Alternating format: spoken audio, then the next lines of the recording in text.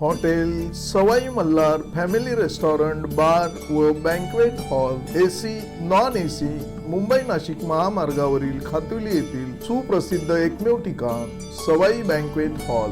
लग्न समारंभ, साखरपुडा, वाढदिवस, सेवानिवृत्ती व विविध कार्यक्रमांसाठी उत्तम ठिकाण सवाई बँक्वेट हॉल।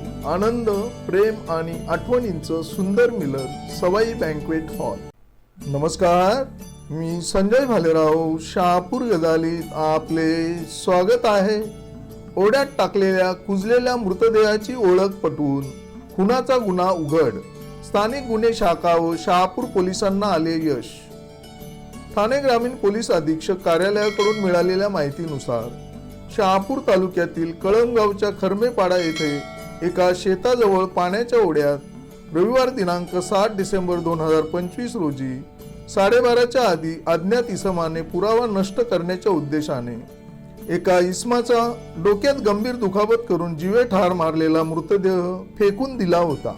प्राथमिक चौकशीत हा मृतदेह शहापूर तालुक्यातील पोस्ट वासाळा कोथळा येथील रहिवासी बाळू नामावीर वय वर्ष 42 याचा असल्याचे उघड झाल्याने शहापूर पोलीस ठाण्यात गुन्हा दाखल करण्यात आला।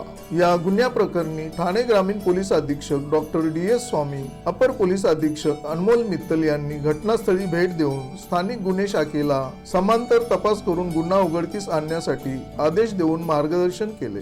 त्यानुसार ठाणे ग्रामीण स्थानिक गुन्हे शाखा वरिष्ठ पोलीस निरीक्षक संदीप गीते, शहापूर पोलीस ठाण्याचे पोलीस निरीक्षक मुकेश ढगे यांनी वेगवेगळी पथके तयार केली। या पथकांनी अहोरात्र अथक परिश्रम घेऊन घटनास्थळाजवळील राहणाऱ्या लोकांकडे तसेच मयताच्या नातलगांकडे कसून विचारपूस केली असता हा गुन्हा विठ्ठल रतन पारदी वय वर्ष 36 राहणार खरमेपाडा कळमगाव तालुका शहापूर याने केल्याचे निष्पन्न झाले।